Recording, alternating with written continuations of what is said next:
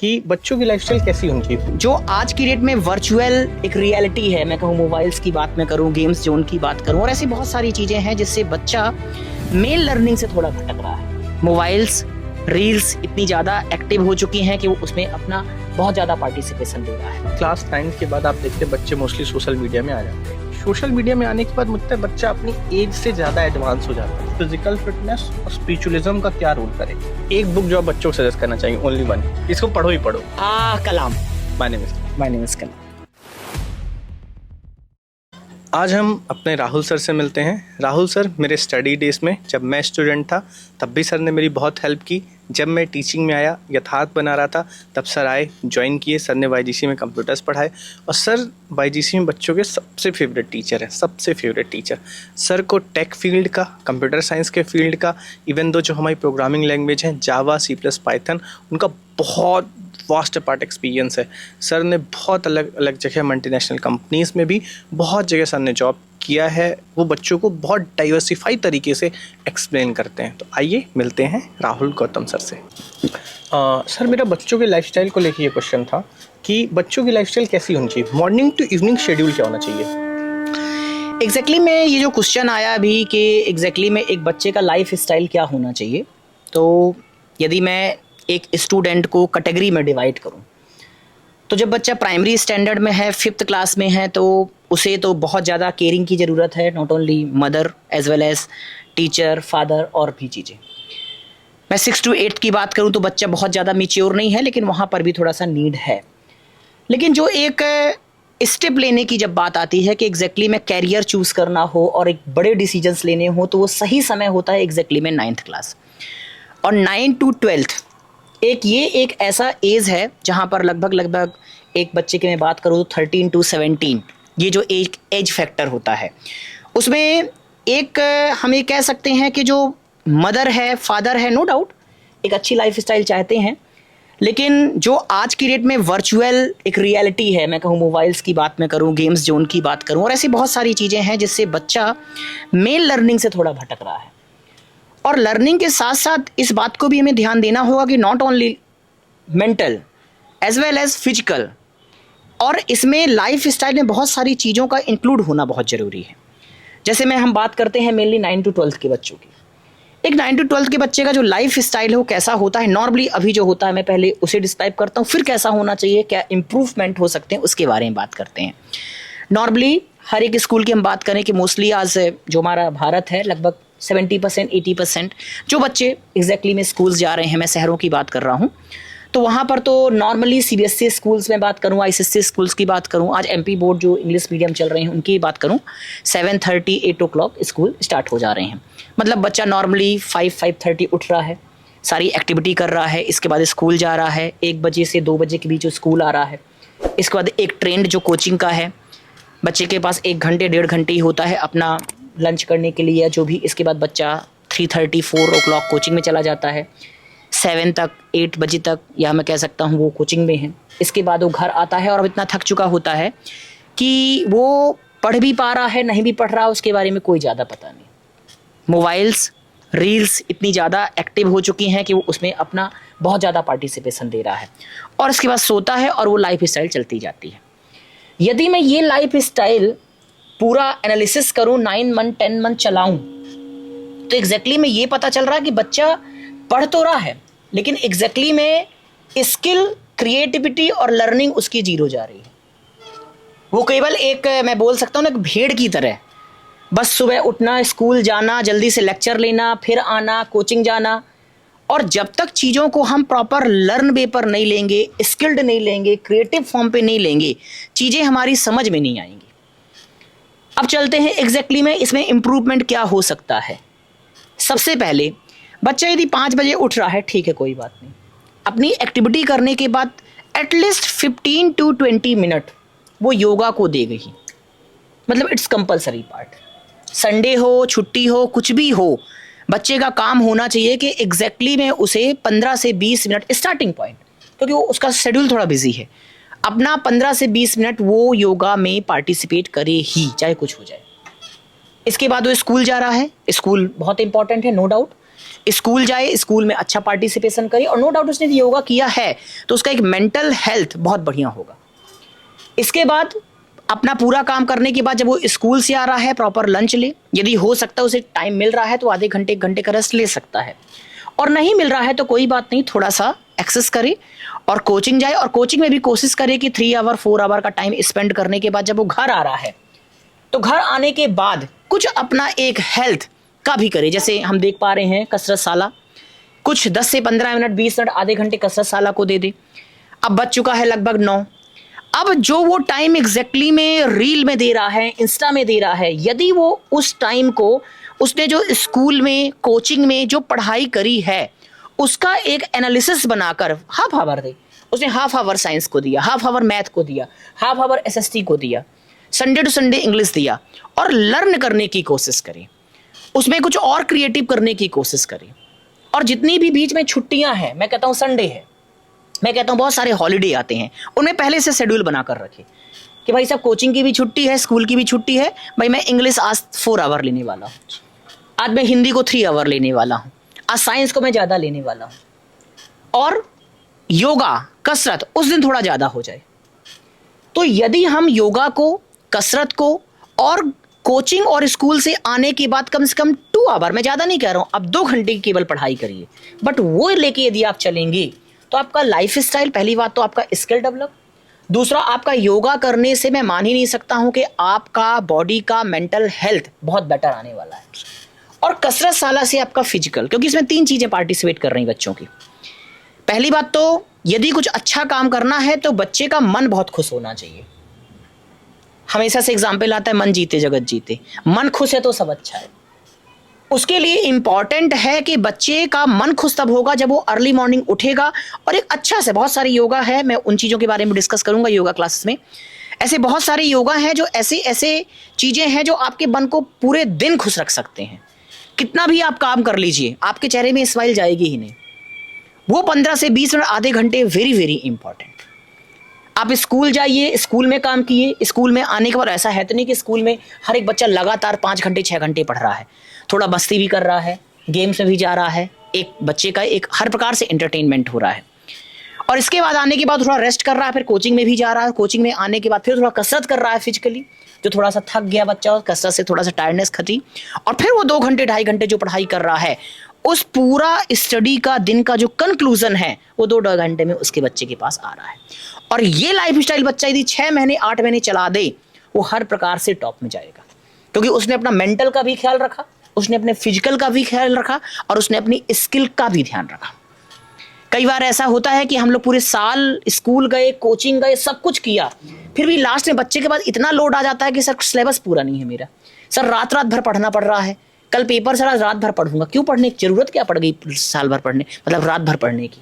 यदि आपने पंचुएट करके रेगुलरिटी में 2 घंटे 2.5 घंटे स्टडी करी है, आपने रेगुलरिटी में 15 से 20 मिनट कसरत शाला की है, आपने रेगुलरिटी में योगा किया है, आप रेगुलर स्कूल गए हैं, रेगुलर कोचिंग गए हैं, तो मुझे नहीं लगता है कि फिर रात भर पढ़ने की ज़रूरत है।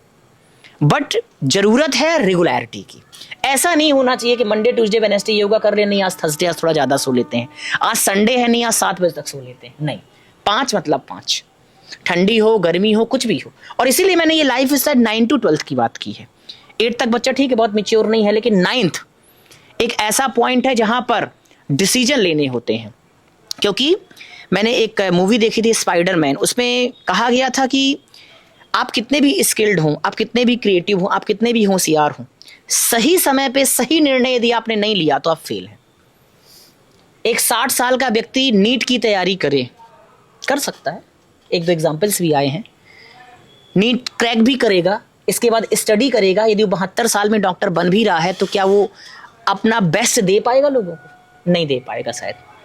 तो ज़रूरत है एग्जैक्टली में सही समय पे सही निर्णय लेने का, रेगुलरिटी करने का। और आपकी लाइफ में यही है 9, 10, 11, 12 आफ्टर ग्रेजुएशन, और इसके बाद 1-2 साल, यही लाइफ स्टाइल है जो आप 13 से 23 10 ईयर में कर सकते हैं।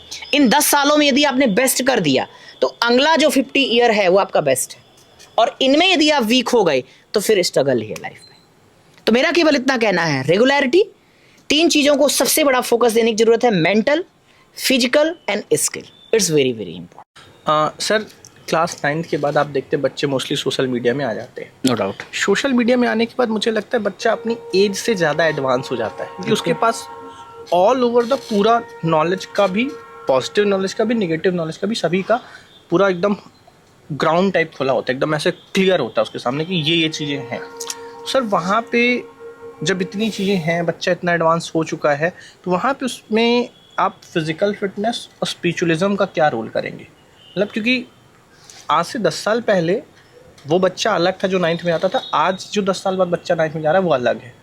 मैं एक बहुत अच्छा कोट यहाँ पे ऐड करना चाहूँगा, the world that you born in is not a same that you live in. तो बहुत चीज़ें चेंज आई हैं सर। आपके टाइम पे 9th के बच्चे अलग थे, आज हम जिन 9th के बच्चों को पढ़ा रहे हैं वो एक अलग है, उनके पास रिसोर्सेज, सारी चीज़ें अलग। सर वहाँ पे आपका ये फिजिकल फिटनेस और स्पिरिचुअलिज्म में क्या कहना है, कैसे एडअप करें बच्चे? हाँ, बहुत अच्छी बात पूछी। एग्जैक्टली में यदि मैं बहुत ज़्यादा दूर नहीं जाऊँ, आज से मैं 10 से 15 साल पीछे जा रहा हूँ, तो एक 9th का बच्चा जब हुआ करता था, एग्जैक्टली में आज से 15 साल पहले, तो जब वो स्कूल से आ रहा है, वो 2 बजे आया, 2:30 बजे आया, इसके बाद उसका पहला काम होता था कि सीधे बैट उठाना और डायरेक्टली प्लेग्राउंड पे जाना और 1 घंटे, 2 घंटे, 3 घंटे एग्जैक्टली में गेम खेलना। मतलब फिजिकल फिटनेस की उसे अलग से कोई नीड नहीं थी। लेकिन आज का जो 9th और 12th का बच्चा है, उसमें क्या कमी आई फिजिकल में?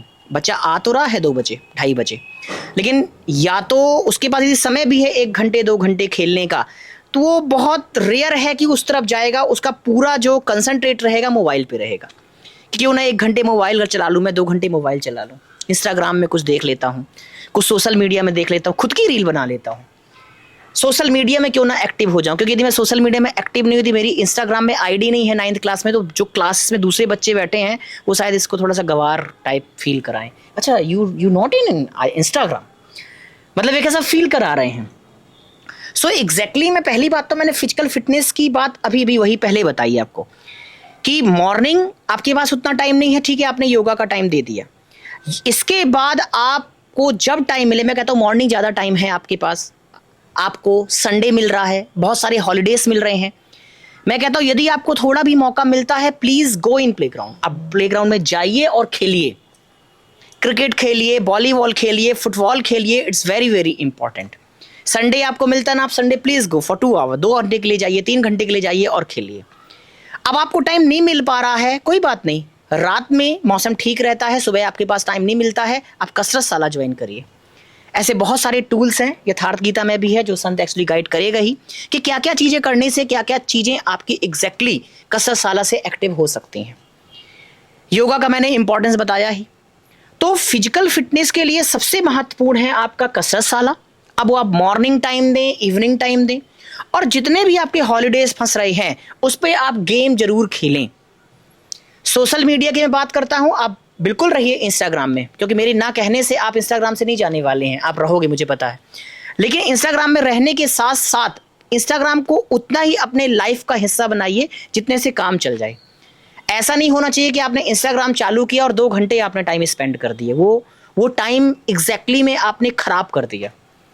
और यही 2 घंटा आप प्ले ग्राउंड में जाके खेल में, ठीक है, आप प्ले ग्राउंड पर गए और आपके पास कोई खेलने वाला नहीं है, कोई बात नहीं, आप 2 राउंड लगा लीजिए, कुछ पुशअप कर लीजिए।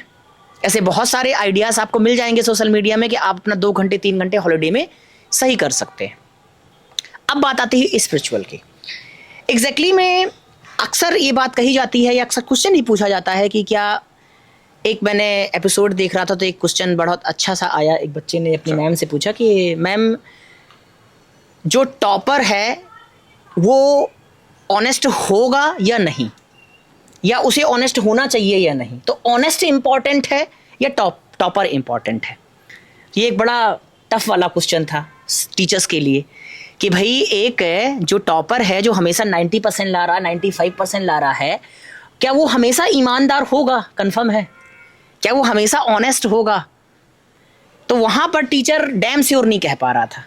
आई थिंक मुझसे भी क्वेश्चन पूछा जाता तो मैं भी डगमगाता कि कोई ज़रूरी नहीं है कि जो 95% बच्चा ला रहा है वो नेचर वाइज बहुत अच्छा ही हो। यदि मैं उसके दोस्तों से मिलूँ, उसकी एक्टिविटी देखूँ, तो पता चल रहा है कि लगेगा कि नहीं 95% तो उसका ठीक है, एजुकेशन पार्ट बहुत अच्छा है, लेकिन जब उसके संस्कारों की तरफ जाता हूँ तो पता चल रहा है अपने दोस्तों से किस टाइप से बात कर रहा है। ऐसी बहुत सारी एक्टिविटी जो शायद पसंद ही ना हो। तो फिर दूसरा पहलू आता है कि मैम जो 70% ला रहा है लेकिन बहुत ऑनेस्ट है, नहीं ईमानदारी से लिखना है, 1 रुपए की टीचिंग नहीं करना, उसे चीट करना ही नहीं है। कोई बता भी रहा है कि नहीं इसका फर्स्ट का ए है, लेकिन वो बोलेगा नहीं जो मैं पढ़ कर आया मैं वो लिखूंगा, दैट्स इट, बिकॉज मेरी मदर ने कहा है कि honest is the best policy. मुझे चीटिंग नहीं करनी है चाहे कुछ हो जाए, क्योंकि मेरी मम्मी ने कहा है ये। मेरे 70% है, मैं आई एम हैप्पी। मेरा नहीं आया 72 ना, कोई बात नहीं। अब ये जो ईमानदारी वाली बात आई ना, ये कहाँ से आई? ये बच्चों में कमी है। मैंने अक्सर देखा है, मेरी ड्यूटी तो बोर्ड में भी लगी है, बहुत सारे स्कूल्स में भी लगी है। टॉपर से टॉपर बच्चा किसी क्वेश्चन में भी कंफ्यूज होता है और वो किसी से पूछ रहा होता है, उसको कोई बता रहा होता तो प्रॉपर रिस्पॉन्ड करता, प्रॉपर सुन रहा होता और टिक कर रहा है। मतलब जो टॉपर बच्चा है वो ईमानदार हो जरूरी नहीं है। मतलब वो बच्चा एजुकेटेड है, स्किल्ड है, क्रिएटिव है, लेकिन उसके अंदर कमी किसकी है? ऑनेस्टी की कमी है। और ऑनेस्टी की कमी क्यों आई? ऑनेस्टी की कमी इसलिए आई क्योंकि वो कहीं ना कहीं स्पिरिचुअल लाइफ से दूर हो रहा है। मैं एक बहुत छोटा सा एग्जाम्पल लेता हूँ। जब बच्चा छोटा होता है, 6 महीने का होता है, 1 साल का होता है, मदर ही उसके लिए सब कुछ होता है। आपने देखा है कि छोटा बच्चा जब 1 साल 2 साल का होता है, मदर यदि खाना बनाने जाती है, पायल की छन छन होती है तो बच्चा सुनता है, मतलब मेरी मम्मी उस साइड है, वो तुरंत उसी तरफ जाने की कोशिश करता है। मतलब उसके लिए जो भगवान है वो कौन है? माँ है। अब बच्चा थोड़ा बड़ा हुआ, बच्चा 2 साल का हुआ, 3 साल का हुआ, चॉकलेट आना चालू हो गई पापा की तरफ से। अब बच्चे का कंसंट्रेट किस तरफ गया? पापा की तरफ। नहीं, अब पापा बेस्ट है, मम्मी तो ठीक है बट पापा बेस्ट है कि पापा तरफ चॉकलेट आ रही है। फिर उसको स्कूल में गया 5 साल में। जब वो स्कूल जा रहा है, टीचर कुछ पढ़ा रहा है तो उसे लगता है वाह टीचर कितना अच्छा पढ़ा रहा है, मतलब टीचर जो कह रहा है वो सही है। एक 6 साल के बच्चे को गलती से टीचर ने कलर की स्पेलिंग गलत लिख दी, वो आके अपने मम्मी पापा से लड़ जाएगा, बोलेगा नहीं मेरी टीचर ने ये पढ़ाया, गलत हो ही नहीं सकता, दैट्स इट। क्योंकि उसके लिए टीचर भगवान हो जाता है। और अब आता है उम्र 10 साल के ऊपर वाला। जैसे ही बच्चे ने 10 साल क्रॉस करा, अब उसके लिए सब कुछ होते हैं उसके दोस्त। अब दोस्त कैसे कैसे मिलने वाले हैं वो यू नो वेरी वेल। अब वहां पे बच्चे को स्पिरिचुअल लाइफ की जरूरत है। एग्जैक्टली में हमारे नो डाउट, मैं कहीं की भी बात करूं, कोई भी माँ बाप अपने बच्चे को गलत संस्कार नहीं देगा। कोई भी गलती से यदि घर में यदि बच्चा बे बोल दे तो तुरंत फादर कहता है बेटा कैसी लैंग्वेज यूज कर रहे हो। गलती से बच्चे का कोई भी ऐसा संस्कार जो गलत होगा तुरंत बोला जाएगा बेटा तुम कैसा कर रहे हो। लेकिन पेरेंट्स को तब धक्का लगता है जब स्कूल से कंप्लेन आती है कि सर ये इस लड़की को गाली दे रहा था, इस बच्चे को इसने मार दिया। तब पेरेंट धक उठ जाते हैं कि ओ माय गॉड ये घर में तो कितना अच्छा है, स्कूल में क्या क्या कर रहा है, क्वेश्चन आ रहा है ये सीख कहां से रहा है। तो पता चल रहा है कि सर इसके क्लास में दूसरे बच्चे हैं, प्रश्न आता वो दूसरे बच्चा कहां से सीख के आया। बोल रहा है ये समाज ने सिखाया। समाज में ऐसा कौन सा पेरेंट है जिसने अपने बच्चे को गाली के लिए कहा हो कि नहीं बेटा तू गाली दे, नहीं बेटा तू स्मोक कर, नहीं बेटा तू गुटखा खा, तू ड्रिंक कर। कोई कहेगा? नहीं कहेगा। लेकिन इंडिया का जो सेल है, मैं ड्रिंक्स की बात करूं, स्मोक की बात करूं, यदि गवर्नमेंट के टैक्स की बात करूं तो 50-60% टैक्स जो इंडिया का आ रहा है इन्हीं चीज़ों से आ रहा है। और यदि मैं रेशियो उठाऊं तो 9th क्लास के बच्चे भी ड्रिंक कर रहे हैं। झूठ क्या बोलना, जो है तो साफ है। अब क्वेश्चन आ रहा है कि बच्चा एग्जैक्टली में इस मामले में कैसे पहुंचा। जब बच्चा 2 साल का था तब तो बहुत अच्छा था, माँ की बात मान रहा था। बच्चा 4 साल का हुआ पापा की बात मान रहा, बच्चा 8 साल का हुआ टीचर की बात मान रहा, टीचर भी गलत नहीं सिखाएगा। लेकिन बच्चा जैसे 11 साल का हुआ गाली कैसे आ गई उसके पास। और यदि मैं क्वेश्चन करता हूं कि दूसरे बच्चों ने कहा, आपके स्कूल के दूसरे बच्चों ने मेरे बच्चे को गाली सिखाई, तो फिर वही प्रश्न उठता है कि दूसरा बच्चा गाली कहां सीख के आया। यदि क्वेश्चन आता है दूसरे बच्चे के घर में बोला जाता है, तो फिर क्वेश्चन आता है कि क्या माँ बाप अपने बच्चे के सामने कभी गाली देंगे? नहीं देंगे। हमेशा कोशिश करते हैं नहीं बच्चा गलत चीजें ना सीखे। माँ बाप को कुछ लड़ना भी है तो बंद कमरे में लड़ लेंगे, बच्चे तक बात नहीं जानी चाहिए। तो फिर बात वही आ रहा है कि एग्जैक्टली में चलो यदि प्रॉब्लम आ भी रही है तो कमी कहां पे आ रही है एग्जैक्टली में। यदि बच्चा एक 9th क्लास का बच्चा गाली दे रहा है, यदि 9th क्लास का बच्चा कोशिश कर रहा है कि चलो यार एक बार स्मोक करके देखते हैं क्या होता है, कान से धुआं निकलता है या नाक से, ट्राई करते हैं, एक बार चलो ड्रिंक करते हैं, थोड़ा सा एक ढक्का नहीं पीते, देख तो क्या होता है, मैं भैंस के ऊपर गिरता हूं या नाली के ऊपर, देखते हैं। क्वेश्चन आ रहा है कि एग्जैक्टली में उसके दिमाग ने एक बार स्मोक करने से या ड्रिंक करने से कैसे नहीं रोका। उसके मन ने ये क्यों नहीं कहा कि नहीं, मेरी मम्मी ने कहा है कि ड्रिंक करना गलत चीज है, मैं क्यों दोस्त के कहने पे ड्रिंक कर रहा हूं। मेरी माँ ने कहा है कि नहीं स्मोक गलत है, माँ ने कह दिया ना, गलत मतलब गलत। माँ ही तो पहला भगवान थी, उसने कह दिया संत स्मोक इज रॉन्ग। यदि स्मोक गलत है फिर कोई क्वेश्चन ही नहीं बनता, फुल स्टॉप। इसके बाद मैं स्मोक ट्राई कर रहा हूं, फिर कमी कहां पे आ रही है? माँ ने तो प्रॉपर संस्कार दिए, पिता ने ही प्रॉपर संस्कार दिए। प्रॉब्लम कहां पे आई? प्रॉब्लम आई बच्चे को, जब बच्चा छोटा था वो माँ की बात सुन रहा था, जब बच्चा 5 साल का हो पिता की बात सुन रहा था, जब बच्चा 8 साल का हुआ टीचर की बात सुन रहा था, लेकिन बच्चा जब 11 साल का हुआ उसने तीनों की बात छोड़ दी और वो पूरा इन्वॉल्व हुआ सोशल मीडिया पे, जो आज का बच्चा है। और सोशल मीडिया में जब उसने चीज़ों को देखा तो उसने बोला क्यों ना ट्राई किया जाए। गाली देने से एक थोड़ा सा इमेज अच्छी हो रही है, लोग डरेंगे मुझसे, एक भय होगा, डॉन। मतलब आज लोग रावण कहने पे खुश होते हैं, राम कहने में दुखी होते हैं। यदि किसी को कह दो तुम लंकेश हो तो खुश हो जाता बच्चा, yes I am Lankesh.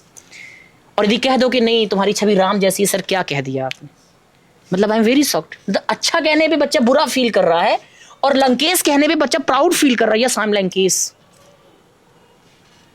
Overall conclusion ये निकल रहा है कि बच्चे में 11 साल से स्पिरिचुअल अध्यात्म की तरफ झुकाव नहीं रहा, बच्चा दूर हुआ। और जब बच्चा उससे दूर हुआ तब तो बच्चे को ये ध्यान नहीं रहा कि माँ ने स्मोक और ड्रिंक से मना किया है, उसे ध्यान नहीं रहा कि पापा ने कहा था कि बेटा एब्यूज्ड वर्ड यूज़ नहीं करना, उसे ध्यान नहीं रहा कि टीचर्स ने कहा है कि मुझे बिल्कुल भी इनडिसिप्लिन नहीं चाहिए। तीनों की बातें मुझे भूल गई, और यही तीनों थे पहले, मदर फादर और टीचर, ये तीनों भूल गए और हमने सोशल मीडिया को अडॉप्ट किया, दोस्तों को अडॉप्ट किया और ड्रिंक ट्राई कर ली। अब क्वेश्चन आता है ठीक है सर आपने प्रॉब्लम्स तो बता दी, हाउ टू इंप्रूव, सोल्यूशन क्या है? हम लोग सोल्यूशन की बात करते हैं। सोल्यूशन की बात यह है कि हमें फिर से बच्चे को उसी तरफ ले जाना होगा। 6 दिन की क्लास में यदि मैं 5 दिन कंप्यूटर पढ़ा रहा हूं, संत यदि 5 दिन साइंस मैथ पढ़ा रहे हैं, 1 दिन स्पिरिचुअल की क्लास रखें आप। हमें बच्चे को फिर से ईमानदार बनाना होगा, हमें बच्चे को फिर से बताना होगा कि चीटिंग गलत है, चीटिंग करके 90% लाने से अच्छा है बिना चीटिंग का 60%।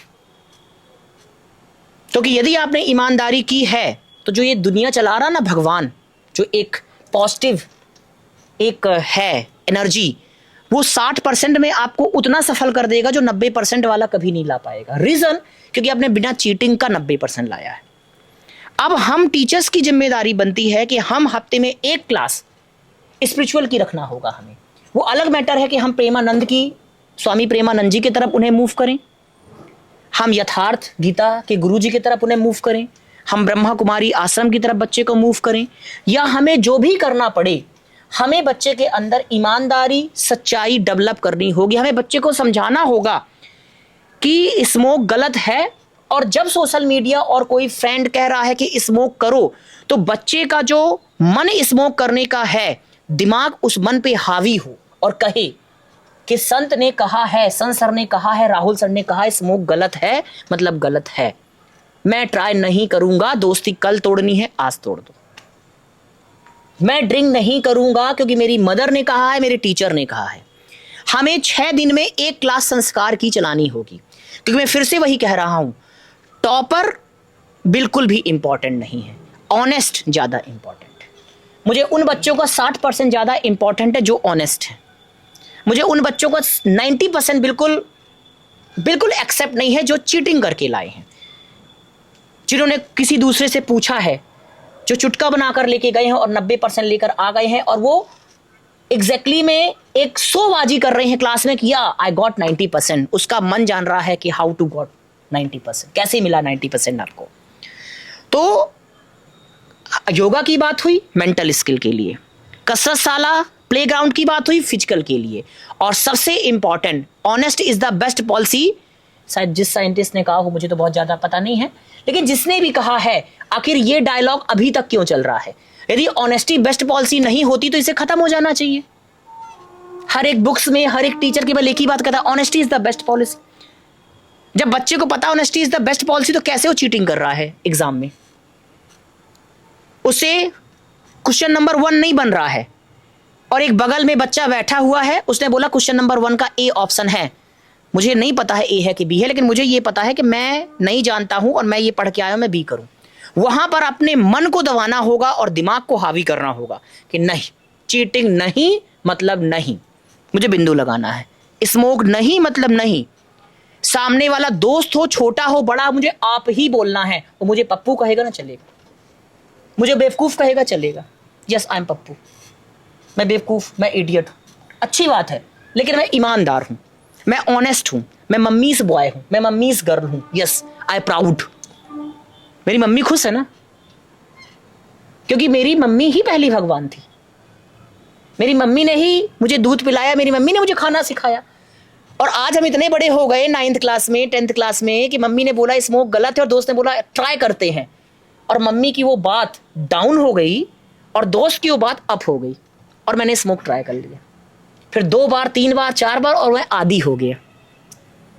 ड्रिंक की बात, स्मोक की बात। मेरा केवल इतना कहना है, मैं प्रॉब्लम्स में नहीं जा रहा हूं। मेरा केवल कहना, संत आई रिक्वेस्ट ऑल्सो कि 6 डेज में हमें एक क्लास स्पिरिचुअल की रखनी है। हमें बच्चे को फिर से ईमानदार बनाना है।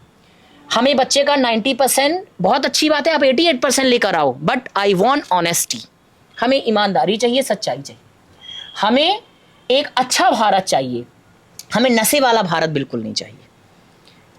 ठीक है, हमें ईमानदार स्किल चाहिए, हमें करप्ट स्किल नहीं चाहिए। हमें पता है कि मम्मी ने कहा है कि घूस लेना गलत है, मतलब गलत है, खत्म बात। हमारे पास नहीं होगी कार, हम साइकिल से चलेंगे, कोई बात नहीं। हमें लोग गरीब कहेंगे, चलेगा। लेकिन चूंकि मम्मी ने कहा है कि नौकरी मिलने के बाद भी मुझे घूस नहीं लेनी है, नहीं लेनी है, क्वेश्चन मार्क, बात खत्म। सर ने इतनी अच्छी बात कही, मुझे सच में बात दिल से लगी। देखो, मैं एक बच्चों को एक चीज़ बताता हूँ, अपनी चॉइस अच्छी करो, अच्छा कंटेंट देखो। आप सोशल मीडिया में हो, रहो, आप सोशल मीडिया प्लेटफॉर्म में एक्टिव हो, ठीक है, एक्टिव रहो, बट अच्छा कंटेंट देखो ना। आप उन्हीं पंजाबी सिंगर्स को, वही भोजपुरी सिंगर्स को, उन्हीं को जाके उनका वेपन कल्चर अगर देख रहे हो, उनका ड्रग कल्चर देख रहे हो, उनका अल्कोहल कल्चर देख रहे हो, वो लड़कियों को, अपोजिट जेंडर को जैसे ट्रीट करते हैं एज ऑब्जेक्ट, अगर आप वही देख रहे हो तो आपके दिमाग में भी सबकॉन्शियस माइंड में वही कचड़ा भरने वाला है। वो इंसान गलत चीज़ें दिखा के पैसा कमा रहा है, मगर आप अपने दिमाग में अगर गलत चीज़ें भर रहे हो तो आपको पैसा नहीं मिलेगा। अगर आप ड्रग कर रहे हो, आप अल्कोहल कर रहे हो, तो जो पैसा है वो जा रहा है, बॉडी आपकी ख़त्म हो रही है। मगर वो सिंगर्स क्या कर रहे हैं? और यार बहुत छोटा सा एग्जांपल बताता हूँ, to be very frank and very honest. Honey Singh ji ने दिखाया ना अपने गानों में ड्रग कल्चर, वेपन कल्चर, लड़कियाँ और बोतल दिखाई ना, थे ना वो काफ़ी बीमार। मैं प्रार्थना करता हूँ ईश्वर से कि उन्हें अब तो ठीक हो गए हैं, कमबैक भी उनका हो गया, बहुत अच्छी बात है। और मैं उनसे तब भी प्रार्थना करता हूँ कि वो चीज़ें बनाइए जिससे यूथ जुड़े तो वो ऊपर जाए। वो चीज़ें मत बनाइए कि जिससे यूथ जुड़े तो नीचे चला जाए। 4 बोतल वोडका काम मेरा रोज का, अगर आप 4 बोतल रोज पीने वाले तो बड़े भाई तुम्हारी किडनी खराब होने वाली है। और किडनी कोई नहीं देता है, वो भी बीमार पड़े थे, काफ़ी दिन तक बीमार रहे। और आप मोस्ट प्रोबेबली देखो भी ना सिंगर्स को, तो उनकी लाइफस्टाइल बड़ी एकदम डाउन टू ग्रेड की लेवल की लाइफस्टाइल होती है, कि मतलब कि नशा, अल्कोहल, हर चीज़। देखो, अच्छा कंटेंट देखो, अच्छा कंटेंट देखोगे अपने आप अच्छे होते जाओगे। जिस यूट्यूब में आपको भोजपुरी के अश्लील गाने मिलते हैं, उसी यूट्यूब प्लेटफॉर्म में आपको प्रेमानंद जी भी मिलेंगे, वहाँ पे आपको स्वामी श्री अगणानंद जी महाराज मिलेंगे, वहाँ पे आपको सदगुरु मिलेंगे। चॉइस आपको करना है कि आपको किसको पिकअप करना है। Pick up the right thing, pick up the right person, ताकि वो आपके सब कॉन्शियस और कॉन्शियस माइंड पे अच्छे थॉट्स ला सकें और आपकी लाइफ स्लोली इम्प्रूव हो सके। Please watch good content. Sir, मेरा यहाँ क्वेश्चन आपसे ये है कि सिस्टम में रहते रहते अपन स्किल सेट को कैसे डेवलप करें? क्योंकि जब भी मैं स्किल सेट की बात करता हूँ तो बच्चों को लगता है कि ड्रॉप आउट नहीं। आप जो ड्रॉप आउट हैं, जो सक्सेस के पॉइंट पे, आप उनको देखो, बहुत अच्छे रीडर हैं, बहुत अच्छे लर्नर हैं। From Bill Gates to Elon Musk, बहुत ज़्यादा रीड करते हैं, बुक्स को बहुत एक्टिवली रीड करते हैं। ले दे के आपकी साइंस की एक टेक्स्ट बुक और मैथ्स की टेक्स्ट बुक तो हो नहीं पाती आपसे। तो आप ड्रॉपर से कंपेयर करते हो, जो ड्रॉप आउट है, जो बहुत हाई स्किल सेट लर्निंग का रखते हैं। मैं सिर्फ इतनी सी बात कह रहा हूँ कि आप पढ़ने के साथ साथ अपने स्किल सेट पे काम करो, क्योंकि कहीं ना कहीं तो फन है ना, कहीं ना कहीं तो एक अच्छी चीज़ आप सीख रहे हो। सर, वो बच्चे कैसे करें? पढ़ाई के साथ साथ स्किल्स कैसे लर्न करें? आज का जो एजुकेशन सिस्टम है उसमें स्कूल जा रहे हैं बच्चे, पढ़ रहे हैं, फिर कोचिंग आ रहे हैं, पढ़ रहे हैं, टीचर्स ने जो पढ़ाया, होमवर्क किया, उन्होंने लर्न किया, ये एक साइकिल चल रही है। बच्चा कुछ अलग नहीं कर पा रहा है। बच्चे बात आ रही है कि कुछ बच्चे के अंदर कुछ क्रिएटिविटी जैसी चीज़ नहीं आ रही, बच्चे के अंदर कुछ स्किल डेवलप नहीं हो रहा है। क्लियर ना? तो मैंने कहा कि एग्जैक्टली में बच्चा जब स्कूल जा रहा है, स्कूल में यदि 5 पीरियड्स लग रहे हैं, 6 पीरियड लग रहे हैं, 7 पीरियड लग रहे हैं, बच्चे ने 4 पीरियड अच्छे कंसंट्रेटली पढ़े, 6 पढ़े, 5 पढ़े, मैं कहता हूँ 1 पीरियड भी बच रहा है, 1 पीरियड भी बच रहा है। बच्चे को लग रहा है कि नहीं मेरे पास वो 1 पीरियड बचा है और मेरा थोड़ा सा इंटरेस्ट, क्योंकि स्किल और क्रिएटिविटी का कहीं ना कहीं रिलेशन इंटरेस्ट से है। बच्चे को लग रहा है नहीं मैं गेम की तरफ थोड़ा ज़्यादा इंटरेस्टेड हूँ। एक मस्ती का गेम होता है और एक इंटरेस्ट की बात होती है।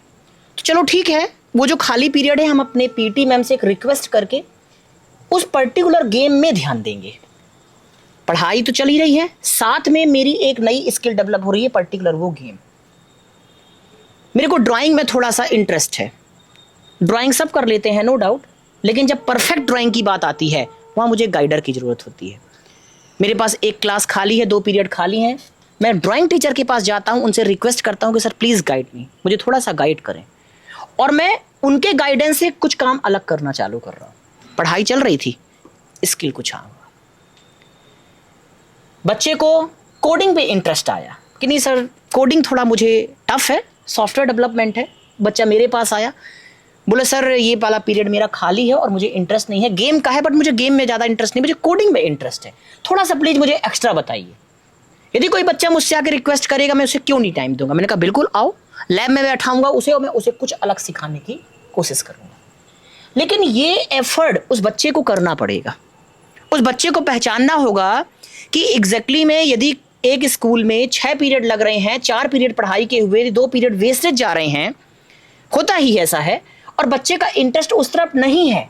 जैसे मानकर चलिए एक आर्ट का पीरियड लगा है हफ्ते में एक दिन ड्राइंग का, ठीक है, ड्राइंग में 5 बच्चों को इंटरेस्ट है, बाकी को इंटरेस्ट नहीं है, तो हो सकता है 2-4 बच्चे रिक्वेस्ट करके कोडिंग क्लास में जा सकते हैं, 2-4 बच्चे स्पोर्ट्स क्लास में जा सकते हैं, 2-4 बच्चे योगा क्लास में जा सकते हैं और उसमें पार्टिसिपेट करें।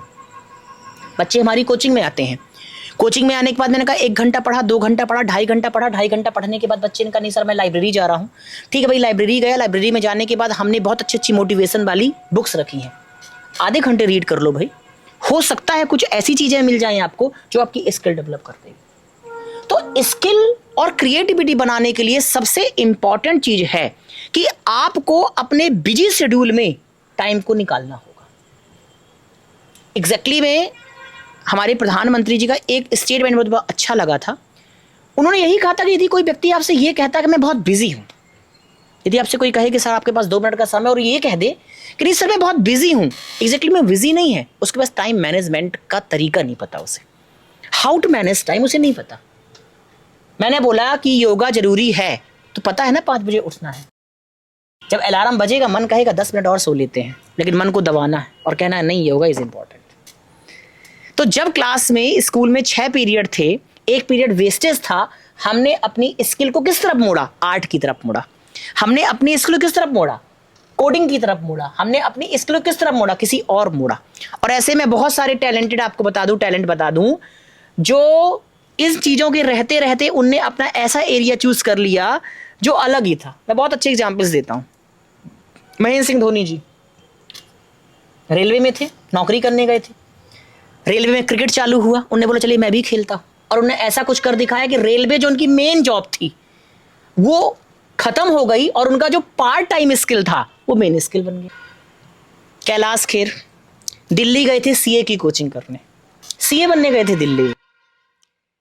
कोचिंग में कहा गया कि चलो आज कुछ मस्ती हो जाए, कौन गाना गाएगा, चलो कैलाश तुम गाओ, मुझसे गाना नहीं आता है, नहीं चलो गाते हैं।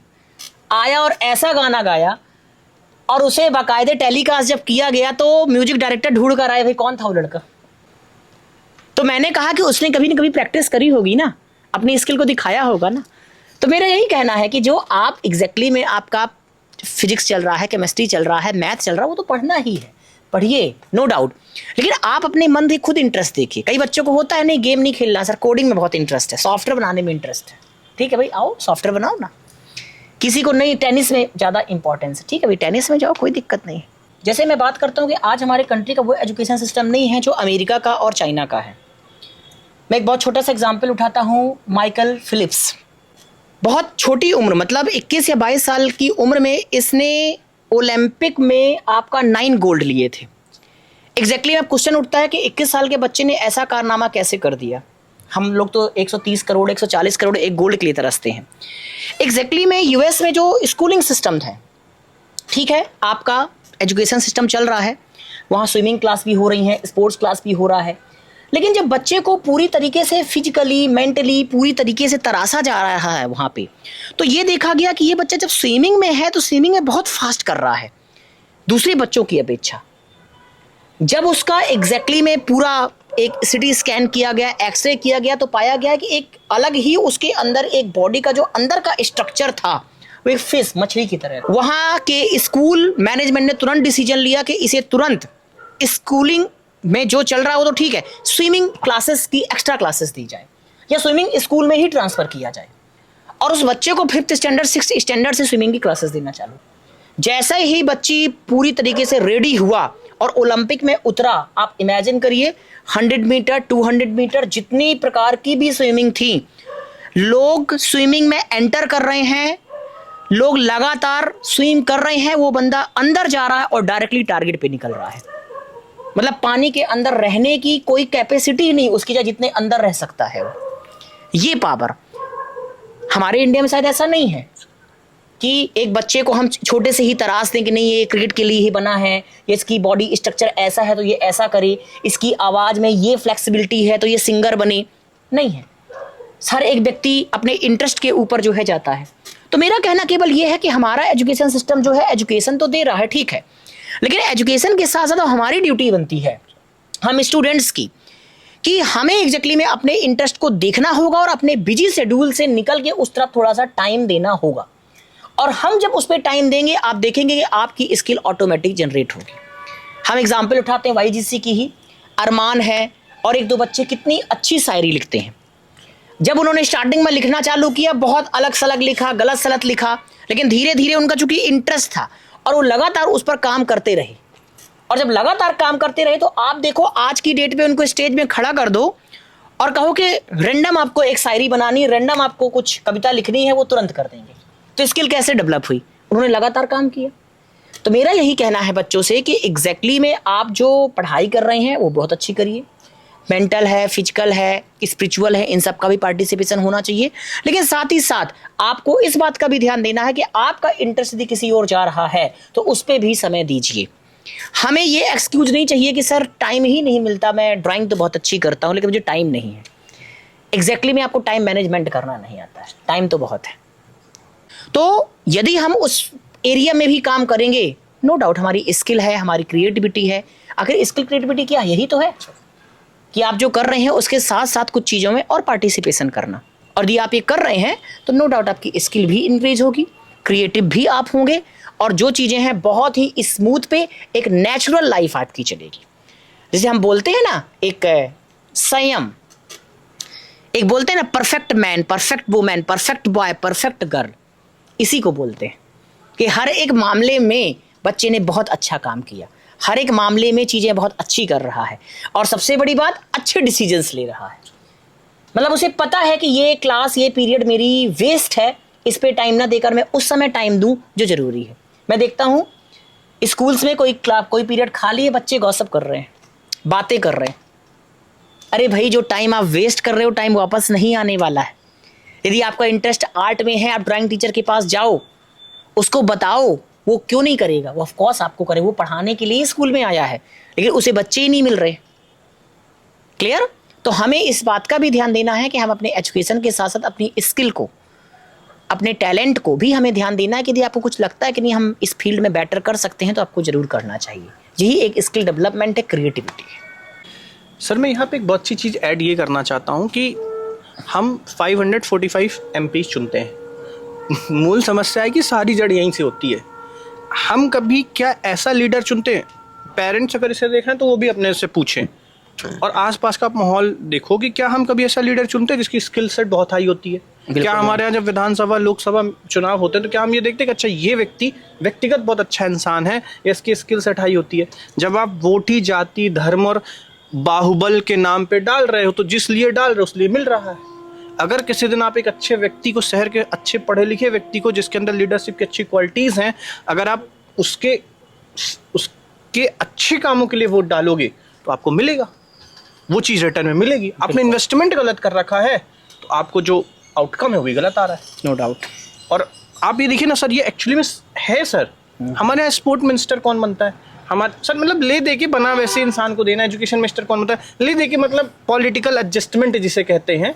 इसलिए कि मैं तो देखता हूँ सर, जितना भी मैं पॉलिटिक्स को समझता हूँ, कि अगर एक विधानसभा सीट किसी ब्राह्मण को मिली तो दूसरी क्षत्रिय को मिली तो किसी ओबीसी वाले को मिली, मतलब हम तो उन चीज़ों पे बात ही नहीं कर रहे हैं ना कि हमको इस एक विधानसभा से ये एक सबसे अच्छा आदमी है जिससे शायद हम चुन के आए तो वो बहुत अच्छा हमारा लीडरशिप का, मतलब बात हमें स्किल की करनी चाहिए, और हम यहाँ पे जो बात कर रहे हैं वो जाति की बात कर रहे हैं, धर्म की बात कर रहे हैं। और जो सबसे बड़ा बाहुबली है, जो सबसे बड़ा भौकाली हो शहर में, सबसे सम्मानी टाइप का, बिल्कुल बिल्कुल सर पता नहीं हमको क्या एक अलग सी सनक टाइप की कि लोगों के मेटलिस्टिक चीजों के हम इतना सम्मान करते हैं, बिल्कुल। जबकि हम आध्यात्मिक देश से आते हैं। ऑफ कोर्स हमारे यहाँ ही ईश्वर के अवतार हुए हैं, मगर हमारा एक हर व्यक्ति को, मैं खुद को भी और बाकी लोगों को भी, मैं एक बार अपने जहन में जाके देखूं कि मैं व्यक्ति का सम्मान किस आधार पे करता हूं। आपने सर इसके पहले एक बात कही थी ईमानदारी वाली। यस। क्या मैं उसकी ईमानदारी का, क्या मैं उसके कार्यकुशलता का, क्या मैं इन चीजों से उसका सम्मान करता हूँ, या मैं उसके भौकाल से उसका सम्मान करता हूँ कि ब्लैक स्कॉर्पियो से आए थे भैया जी, 2 राइफल लिए हुए थे, अरे वो डरे हुए भैया जी हैं। अरे जब पुलिसिंग व्यवस्था बनी हुई है तो आप उससे सुरक्षा लीजिए ना, राइफल दिखाने का क्या जरूरत है? इसका मतलब कहीं ना कहीं आपके अंदर डर है, भय समाया हुआ है। आप दैनिक दिनचर्या में ऐसे काम करते हैं जिनमें से आपको डर लगता है। हमने भू माफिया, बालू माफिया, इन लोगों को शहर का सबसे अच्छा नेता चुन रखा है। जब हम उनको सबसे अच्छा नेता चुन रखे हैं तो वो वही दे रहे हैं जो उनके पास है, और आपको लेना पड़ेगा। आप शायद पिछले कई वर्षों से यही कर रहे हैं, यही चल ही रहा है। 1947 जब देश आजाद हुआ था तो आप उस टाइम की लीडरशिप देखिए। कोई बच्चा अगर साल भर महात्मा गांधी जी के पास रह लेता तो सौम्य हो जाता, सुलझा हुआ व्यक्तित्व हो जाता। किसी के पास जितने लीडर्स थे उस टाइम पे मोस्ट प्रोबेबली व्यक्तिगत तो बहुत अच्छे इंसान थे। बाबा साहब के पास कोई रह रहता तो अपने आप ज्ञानी हो जाता। मगर क्या आज के पेरेंट्स, आज के नेताओं के पास अपने बच्चों को 1 महीने के लिए छोड़ सकते हैं? सर मैं बता रहा हूँ, मतलब कहते ना पाप का घड़ा, वो बच्चे का पाप का घड़ा साल भर में भर जाएगा। तो जब हमने ऐसे नेताओं को, ऐसे लोगों को अपना लीडर चुन रखा है, वो हमें रिप्रेजेंट करते हैं, तो ठीक है, हमें एक्सेप्ट करना पड़ेगा। मैं सभी नेताओं की बात नहीं कर रहा, मोस्ट ऑफ दैट चीजें ऐसी हैं। और अगर नहीं है तो आप भी देखो ना अपने विधानसभा में, अपने लोकसभा में जाके आपको चीजें क्लियर हो जाएंगी। बिल्कुल, तो बहुत सिंपल सा। तो हमें सिस्टम को सुधारने से पहले हमें, जब 5 साल में हमें एक बार अधिकार मिलता है अपना मत डालने का, अपना वोट डालने का, वो हमें सही व्यक्ति को देना चाहिए। मैं कहता हूं अगर एक सही ईमानदार व्यक्ति खड़ा है ना, उसको 50,000 वोट चाहिए जीतने के लिए, मगर वो 1,000 वोट भी पा रहा है तो उसका सम्मान है। बिल्कुल, वो उसका रिस्पेक्ट है। कम से कम 1,000 लोगों को तो सच में चिंता है। बिल्कुल, आप वोट इसलिए मत डाल, मैं देखता हूँ सर यहाँ लोगों की हैबिट है जो अपना मत देते हैं, जो अपना वोट देते हैं, इसलिए देते हैं कि कौन जीत रहा है कौन हार रहा है। नहीं, इसलिए दीजिए कि कौन अच्छा है कौन बुरा है। अच्छे को वोट दीजिए। आज नहीं जीत रहा है, आप ही जिताने वाले हैं, कुछ सालों बाद जीतेगा, मगर जीतेगा। जैसे भारत भूमि को आप करना चाहते हो ना, जैसे इस देश को आप करना चाहते हो, वैसे लोगों को अपना लीडर चुनो। अपने आप चीजें सेटल होनी नहीं, अपने आप चीजें सुधरने लगे। बिल्कुल, बहुत छोटा सा है। बिल्कुल बिल्कुल। और लोकतंत्र में 5 साल में अधिकार इसीलिए दिया है। सर इंडियन एजुकेशन सिस्टम में अभी इमीडिएट चेंजेस कौन कौन सा चाहिए? मतलब सरकार ऐसे जल्दी से जल्दी लगभग कौन सा ऐसा काम करे जिससे सच में हमारे जो आगे आने वाली यूथ है, 5 साल 10 साल वाली जो हमारी जनरेशन है, उसको सच में कुछ अच्छा एक पॉजिटिव रिजल्ट मिले? उसमें कुछ रिसेंट चेंजेस की जो ज़रूरत है, ये इंस्टेंस हम चेंजेस करने की बात करें तो उसमें स्पिरिचुअल क्लास, योगा क्लास, कसरत शाला, फिजिकल हेल्थ के लिए कुछ ऐसे स्टेप्स गवर्नमेंट को लेने चाहिए जिससे बच्चा ना केवल पढ़ाई, साथ में उसका फिजिकल, उसका मेंटल और वो एक स्पिरिचुअल नॉलेज की तरफ भी वो बच्चा बहुत अच्छा हो सके। अब 2 चीज़ें बात आती है, जैसे इसके पहले भी हम लोगों ने डिस्कस किया स्किल के बारे में। स्किल्ड या किसी भी बच्चे का दिमाग जो है रिसेंटली एक्टिव तभी होता है जब बच्चा एक क्लास से पूरी तरह से एक्टिव हो, और ऐसा बहुत रेयर होता है कि बच्चा एक क्लास से पूरी तरह से एक्टिव होता है। अक्सर कहा भी गया कि जब एक टीचर पढ़ाता है तो बहुत ही टॉपर बच्चे 90% ही डिलीवरी एक्सेप्ट कर पाते हैं। कुछ बच्चे 80, कुछ बच्चे 60, कुछ बच्चे 50, क्योंकि हर एक बच्चे को पता है ना कि जो सर पढ़ा रहे हैं उसे हम कहीं भी बाद में पढ़ लेंगे, किसी बच्चे से कॉपी ले लेंगे, रट लेंगे और कॉपी में लिखाना, क्योंकि हमें पता है कि यहाँ जो नंबर मिलने वाले हैं वो मिलने वाले हैं कॉपी भरने की। हम एग्जैक्टली में अपने स्किल पे काम ही नहीं कर रहे, हम काम कर रहे हैं याद करने पे। और उसका डिसएडवांटेज ये है कि आज किसी बच्चे से हम पूछ ले कि भाई 3rd क्लास में हिंदी का 2nd चैप्टर कौन सा है, कोई बच्चा बता दे, नहीं बता पाएगा, क्योंकि हमने जो रटा वो एग्जैक्टली में एग्जाम में लिखने तक सीमित था, इसके बाद हम भूल गए। लेकिन इसकी जगह पर यदि हम इंटेलिजेंट टेस्ट कर रहे होते, यदि हम इंटेलिजेंट टेस्ट कर रहे हो, शायद हमें याद रहता। सेकेंड क्लास थर्ड क्लास में पढ़ाया गया एडिशन आज तक हमें याद क्यों है? आज तक हमें इसलिए याद है एडिशन, क्योंकि मैथ के टीचर ने जब एडिशन समझाया इसके बाद तुरंत मुझसे वहीं करवाया, इसलिए मुझे याद है। कहने का मतलब मेरा केवल है कि कोई भी सब्जेक्ट, मैं कहता हूं एसएसटी है, कुछ भी है, तुरंत इंटेलिजेंट टेस्ट। आपने 1 घंटे की क्लास ली, टाइम आपको नहीं दिया जाएगा कि नहीं अब आप 5 मिनट ले लो पढ़ने को, नहीं। आपको 10 बजे क्लास है, 10:40 क्लास खत्म, 2 मिनट का ब्रेक और 10:42 से आपका टेस्ट चालू। This is a intelligent test.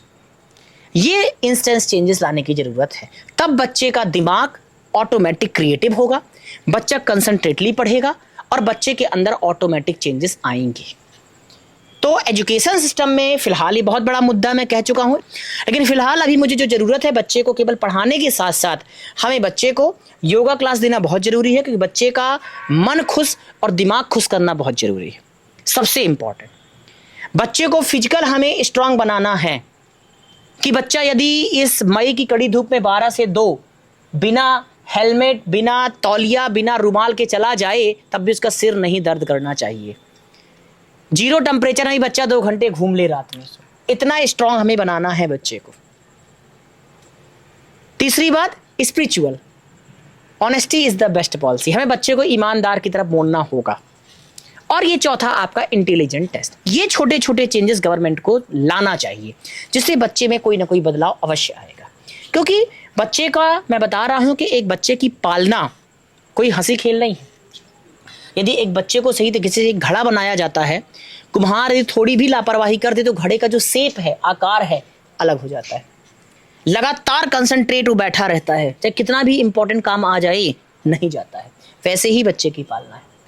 हमें बच्चे की फिजिकल हेल्थ के लिए प्रॉपर काम करना होगा, हमें बच्चे की मेंटल हेल्थ के लिए प्रॉपर काम करना होगा, हमें बच्चे का मन खुश रहे उसके लिए प्रॉपर काम करना होगा, बच्चे को मोटिवेट करना होगा और बच्चे की स्किल डेवलप हो सके, इसलिए मेमोरी के साथ साथ इंटेलिजेंट टेस्ट भी लेना होगा। हम उस पुराने सिस्टम से यदि चलेंगे तो आई थिंक कहना नहीं चाहिए, हम भेड़ और बकरियों को आगे की तरफ मूव ऑन कर रहे हैं और फिर कहेंगे बेरोजगारी बढ़ रही है। यदि बच्चे ने अच्छे से पढ़ाई की है, उस बच्चे के अंदर स्किल है, नौकरी नहीं मिली कोई बात नहीं, हमारे अंदर स्किल, हम अपना कुछ कर लेंगे खुद का, ये बच्चे के अंदर कॉन्फिडेंस होना चाहिए। मैं देखता हूँ बच्चा यदि नहीं कर पा रहा है, सब कुछ पढ़ाई के बाद बच्चे की नौकरी नहीं लग रही है, बच्चा फ्रस्ट्रेट होना चालू हो रहा है, यार मेरी नौकरी नहीं लगी, मैं क्या करूँगा, क्या होगा। यार तुम्हें अपनी स्किल पे भरोसा है या नहीं है? तुमने पढ़ाई ईमानदारी से की है ना, तुमने कंप्यूटर अच्छे से पढ़ा है ना, तुमने मैथ्स अच्छे से पढ़ी है ना, तुमने साइंस अच्छे से पढ़ी है ना, कंपटीशन एग्जाम की तैयारी तुमने अच्छे से की है ना, तुम्हारा सिलेक्शन नहीं हुआ डजंट मैटर, तुम्हारे अंदर स्किल है ना, तुम कर ले जाओगे। परेशान वो बच्चे होते हैं जिनके पास स्किल नहीं है, उनके पास एक चारा होता है कि नौकरी नहीं लगी तो करूंगा क्या। इसलिए स्किल डेवलप करिए। 3 इडियट शायद इसीलिए बनाई गई थी। Clear sir? मैं इसमें एक बहुत अच्छा चीज ऐड करना चाहूँगा सर। सबसे अच्छा उदाहरण मैं हूँ सर। शायद मेरी उसी शैक्षणिक शिक्षा उतनी अच्छी नहीं है, एकेडमिक एजुकेशन मेरी उतनी हाई नहीं है, मगर सर मैं लाइफ में सेटिस्फाइड रूप से एक अच्छा काम कर रहा हूँ, बिल्कुल मैं इसमें खुश हूँ। बहुत अच्छी बात। मेरे को मन था कि मैं अपनी बात लोगों तक रखूं, तो मैंने यथार्थ किशन स्टूडियो को एक प्लेटफॉर्म क्रिएट किया। बहुत अच्छा। पढ़ाना मुझे आता था सर, आप जानते हैं संघर्ष के दिनों में मैंने सिर्फ टीचिंग ने मुझे उभारा है। बिल्कुल मैं जानता हूँ अच्छी तरीके से। सर क्या है कि सर ठीक है, स्किल पे काम करोगे तो वो आपके लाइफ टाइम के लिए, और अगर आप नहीं वर्क करोगे कहीं ना कहीं वो आपको हम करने ही वाले। मैं केवल यही कह रहा हूँ, खलेगा आपको अपने पूरे पर्सनालिटी डेवलपमेंट नहीं है तो मैं केवल यही कह रहा हूँ कि भाई आप जो पढ़ाई कर रहे हैं, जो भी चीजें कर रहे हैं, आप प्रैक्टिकल टेस्ट की तरफ आगे बढ़ें, प्रैक्टिकल की तरफ आगे बढ़ें। और प्रैक्टिकल तरफ आगे बढ़ेंगे, आपके अंदर यदि स्किल डेवलप हो गई है, कंपटीशन एग्जाम दीजिए, सिलेक्शन हुआ है, अच्छी बात, नहीं हुआ डोंट वरी, क्योंकि हमारे देश का ऐसा सिस्टम है। तो मेरा वही कहना है कि इन चीजों का भी एजुकेशन में रोल होना चाहिए, योगा क्लासेस का, कसरतशाला का, स्पिरिचुअल क्लासेस का और प्रैक्टिकल टेस्ट का, जिसे इंटेलिजेंट टेस्ट कहते हैं, और मेमोरी का। फिर आप देखिए कि एक बच्चा जो है जब 21 साल में 22 साल में पढ़ाई करके निकलेगा, वो एग्जैक्टली ऐसा निकलेगा कि उसको कहीं आप खड़ा कर देंगे ना, लोग सिर झुकाएंगे। आज ऐसे ऐसे ग्रेजुएट और मास्टर डिग्री वाले बच्चे हैं, उनको स्टेज में खड़ा कर दो, 2 लाइन बोलने कहते हो शर्मा जा रहे हैं। क्या एजुकेशन लिया आपने? यदि आप अपनी बातों को रिप्रेजेंट नहीं कर पा रहे हैं तो फिर क्या मतलब है आपका? तो कहने का मतलब ये है कि आप पढ़ाई के साथ साथ अपनी स्किल डेवलप करिए, चीज़ें बहुत अच्छी हैं। सर आपकी बेस्ट बुक? हाँ, बेस्ट बुक की यदि मैं बात करूँ तो एक्चुअली मैं चूँकि कंप्यूटर साइंस का स्टूडेंट हूँ, तो मैं आज भी आपके जो कंप्यूटर वीक एक मैगजीन आती है उसे फॉलो करता हूँ। लेकिन इसके अलावा मैंने my name is Kalam, sir हमारे प्रेसिडेंट थे अब्दुल कलाम, उनकी जीवनी मैंने पढ़ी थी, उनके बारे में बहुत अच्छा था। हालांकि मैं रामेश्वर भी गया था, उनके घर भी, जो एक्चुअली उनका घर तो है नहीं, जो एक स्मारक बनाया गया है, उसको मैंने पढ़ा और काफ़ी चीज़ें उससे बहुत अच्छी मिली। इसके बाद भगत सिंह, 2 किताबें भगत सिंह की मैंने रीड की हैं। इसके अलावा मैंने थोड़ा सा, मेरा जो इंटरेस्ट था यूपीएससी और पीएससी की तरफ था, तो मैंने हालांकि जो ये धर्म है इनकी किताबें भी पढ़ी हैं। मतलब मैंने गीता भी पढ़ा हुआ है, मैंने कुरान भी पढ़ा है, मैंने बाइबल भी पढ़ा है, इनको पर्सनली पढ़ा है मैंने। और जो बड़े बड़े राजा थे, जो मैं अकबर की बात करता हूँ, महाराणा प्रताप की बात करता हूँ, इनकी अलग अलग किताबें मैंने इशू करा के लाइब्रेरी से प्रॉपर पढ़ा है कि भाई एग्जैक्टली में मुस्लिम धर्म है क्या, इस्लाम धर्म है क्या, बौद्ध धर्म है क्या, इनके बारे में कभी डिस्कशन हो तो मैं काफ़ी डिस्कस करूँगा। इनके बारे में बहुत अच्छा पढ़ा है। और फिलहाल इन सब से मुझे जो एक कंक्लूज़न मिला, यही मिला कि अच्छे कर्म और क्षमा, सर हर एक का कंक्लूज़न यही निकल के आ रहा है। तो जो मेरी ऐसी कुछ बुक्स की आप बात करेंगे तो ऐसा कुछ बहुत नहीं है, लेकिन जो मैंने बुक्स पढ़ी हैं, जो मेरी थोड़ा अभी भी पसंदीदा हैं, फिर पढ़ना चाहूँगा, तो माय नेम इज़ कलाम मैंने पढ़ी है, अब्दुल कलाम की बुक है, भगत सिंह की किताब पढ़ी थी मैंने, और पूरा हर एक रिलीजियस की किताबें मैंने उठाई। सर एक बुक जो आप बच्चों को सजेस्ट करना चाहिए, ओनली वन, इसको पढ़ो ही पढ़ो? Kalam, my name is Kalam. My name is Kalam. Sir favourite food? Sir favourite food की एग्जैक्टली बात करूँ तो मैं एग्जैक्टली में इसमें 2-3 फैक्टर हैं। फैक्टर्स ऐसे हैं कि एग्जैक्टली में जो मेरी उम्र थी 24-25 जब तक थी, सर तब तक मुझे थोड़ा सा बाहर का ही पसंद था, चीज़ें ज़्यादा पसंद हुआ करती थी। लेकिन एग्जैक्टली अब जो मुझे पसंद है, तो नॉर्मली वो मेरी मदर का बनाया खाना और मेरी वाइफ का बनाया खाना, वही मेरा फेवरेट है। वो जो बना देती है वो बेस्ट बनाती है। ठीक है, इसका बाकी ऐसा मुझे कुछ नहीं है कि नहीं मेरा पिज़्ज़ा ही बहुत पसंद है या बर्गर ही बहुत पसंद है। मेरा बेस्ट फूड जो है वो मेरी मदर और मेरी वाइफ, वो जो बना देती हैं। मतलब उन्होंने यदि चटनी भी बना दी है और रोटी, वो भी मेरे लिए बेस्ट है। ठीक है सर, ममता और प्रेम का बिल्कुल बिल्कुल बैलेंस हो जाता है। बिल्कुल दोनों का बैलेंस है। Sir best politician? Best politician तो एग्जैक्टली में मैंने जो एग्जैक्टली में काफ़ी पढ़ा, जो मैंने बताया आपको भी, यूपीएससी पीएससी के बारे में मैंने तैयारी की थी और काफ़ी चीज़ें मैंने पढ़ा। बहुत ज़्यादा पॉलिटिशियन पढ़ने का टाइम तो नहीं मिला मुझे, लेकिन ओवरऑल जो मुझे एक कहने का मतलब है कि क्योंकि आज जो एक लाइफ है, जैसे मैं अपनी ही बात करूं, मैं एक टीचर हूं, मेरे पास बहुत ज़्यादा पावर नहीं है। कि पावर मतलब कहने का मतलब कि मेरे पास पैसे का बहुत पावर है या मेरी बहुत पहुंच है या मैं, मेरी बात बाहुबली टाइप का, ऐसा कुछ नहीं है मेरे पास। मैं बिल्कुल नॉर्मल पर्सन हूं। मैं अपनी बात को कैसे रखूं? ऐसा पॉलिटिशियन जो मुझे मिला एग्जैक्टली में, वो मुझे मिला महात्मा गांधी। उनकी जब मैंने चीज़ें पढ़ी और चूंकि पीएससी के दौरान मैंने काफ़ी स्टडी उनका किया, तो मैंने देखा कि एग्जैक्टली में अपनी बात को मनवाने के लिए वो कोई हिंसा नहीं किया उनने, कभी गुस्सा नहीं की उनने, कभी वायलेंस नहीं किया उनने, अपनी बात को बड़े प्रेम से रखा उनने। और यही कहा कि भाई मैं अपना विरोध व्यक्त कर रहा हूं, अब आप गवर्नमेंट, आपको जो मेरे खिलाफ निर्णय लेना हो, मुझ पर लाठीचार्ज करना हो, मुझे जेल भेजना हो, मुझे जो करना है मुझे कराइए। मेरा जो विरोध है वो शांति प्रिय होगा। ठीक है, कई लोग कहते हैं कि उनका विरोध भी करते हैं, कई लोग उनके समर्थक में हैं, लेकिन मेरा कहना यही है कि जो विरोध करते हैं एक बार उनको अच्छे से पढ़िए। विरोध वही करते हैं जिन्होंने महात्मा गांधी का अध्ययन नहीं किया है। आप महात्मा गांधी का अध्ययन करिए। आप ज्यादा कुछ नहीं, यूपीएससी पीएससी में जो एक सब्जेक्ट ही चल रहा है हमारा पॉलिटिकल साइंस का, उसमें महात्मा गांधी को लीजिए और उनकी जीवनी थोड़ा सा पढ़िए। आपको समझ में आ जाएगा महात्मा गांधी क्या शख्सियत था, जिसके पास सारी सुख सुविधाएं थी, जो बैरिस्टर था फिर भी एक कपड़े में जिया। और किसी पॉलिटिशियन से कुछ वो नहीं है, ठीक है, सब अपनी जगह है, लेकिन मेरा जो एक व्यक्तिगत है, मेरा बेस्ट, उनका जो विरोध करने का तरीका है वो मुझे बेस्ट लगा। मतलब उनका विरोध करने का तरीका शांति प्रिय है। और सबसे अच्छी बात, जैसे मुझे उनकी कहानी याद आती है, एक माँ आई उनके पास, साबरमती आश्रम, उन्होंने कहा कि मेरा बच्चा गुड़ बहुत खाता है, उसे छुड़वाना है। उन्होंने बोला माता जी मुझे 15 दिन का समय दीजिए। 15 दिन बाद माता जी आई, बोले ठीक है अब लाइए बच्चे को तो मैं करवाता हूँ। तो क्वेश्चन ये उठा माता जी के द्वारा कि बापू आपने 15 दिन का समय क्यों लिया? उन्होंने 15 दिन का समय इसलिए लिया कि मैं भी गुड़ बहुत खाता हूँ, तो पहले तो मैं छोड़ूं। क्योंकि महात्मा गांधी जी का एक डायलॉग बहुत अच्छा था कि कहिए मत, करिए। करिए। आप करेंगे तो आपको, जब आप करेंगे तो लोग देखकर आपको ऑटोमेटिक धारण करेंगे। जैसे कई लोग बोलते हैं सर आपका जो लाइफ स्टाइल बड़ा स्ट्रेस वाला, मैंने कहा हाँ है। मैं 5 से 5:30 उठता हूँ, प्रॉपर योगा करता हूँ, और योगा मेरा ऐसा नहीं होता, बहुत टफ योगा होते हैं, मैं आपको बताऊंगा। जलनीति जैसी योगा मैं करता हूँ। कंप्यूटर टीचर होने के बाद भी आज तक चश्मा मुझे नहीं लगा, केवल जलनीति की वजह से। इसके अलावा जलनीति योगा किया मैंने, बड़े बड़े योगा किए, इसके प्रॉपर स्कूल जाता है, स्कूल में भी लगातार काम, 5 क्लासेस लेना। आप स्कूल में पता करिए, केंद्रीय विद्यालय में राहुल गौतम, आपको एक ही नाम से जाना जाएगा, अच्छा बहुत काम करता है। इसके बाद 2:30-3 बजे स्कूल से आना, खाना खाना, इसके बाद कोचिंग 4 से 5, 5 से 6, 6 से 7, 7 से 8, और 8:30 के बाद भी कोई मुझसे मिलेगा तो मेरे चेहरे में स्माइल ही मिलेगी आप। सर क्वेश्चन आता है सर कैसे एनर्जेटिक हैं आप? केवल एनर्जेटिक कैसे हैं? क्योंकि योगा भी कर रहा हूँ, कसरतशाला भी कर रहा हूँ, और स्पिरिचुअल लाइफ से भी जुड़ा हूँ। सर मतलब राज वही है। राज वही। आप जुड़िए, फिर देखिए। आप अभी इतने बजे शूट करा रहे हैं, आप लगातार कराते रहिए, कोई दिक्कत नहीं। मम्मी और वाइफ की चिंता नहीं होती तो मैं और करता रहता, कोई दिक्कत नहीं थी। सर एक्टिव पॉलिटिक्स में कोई चेहरा जो अभी करंट पॉलिटिक्स में जो पसंद हो? अभी तो जो पसंद है राहुल गांधी आ रहे हैं। राहुल गांधी। है ना, राहुल गांधी आ रहे हैं। सर ट्रैवल करने के लिए कोई 1-2 प्लेसेस जो आपको पसंद हो? हाँ, ट्रैवल करने के लिए तो उत्तराखंड मेरा बहुत अच्छा प्लेस था। मैं गया था 4 धाम यात्रा में। सबसे अच्छा मुझे बद्रीनाथ बहुत अच्छा लगा था, केदारनाथ। हालांकि टफ है लेकिन बहुत सुंदर है। कभी मौका मिले तो बद्रीनाथ केदारनाथ जरूर जाएं, बहुत अच्छा है। सर आपसे मिलके बहुत अच्छा लगा। सर बच्चों को थैंक यू बहुत वेरी कुछ मच, सीखने को मिलेगा। थैंक यू, आपने इतना समय दिया।